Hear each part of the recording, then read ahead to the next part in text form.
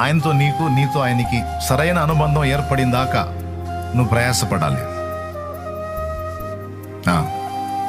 నీవు ఆత్మలో ఆయన్ని కలుసుకోవాలి, మనసులో ఆయన్ని కలుసుకోవాలి, దేహంతో ప్రాణాత్మ దేహములతో ఆయనకి సామీప్యం కావాలి. అలా నువ్వు ఆయనకి దగ్గర అవ్వటం ద్వారా, ఆయన నీకు దగ్గర అవ్వటం ద్వారా నీకు ఒక భద్రత ఏంటంటే, ఒకవేళ నువ్వు అడుగులు జారి త్రోవ తప్పబోయినా ఆయన అడ్డగిస్తాడు.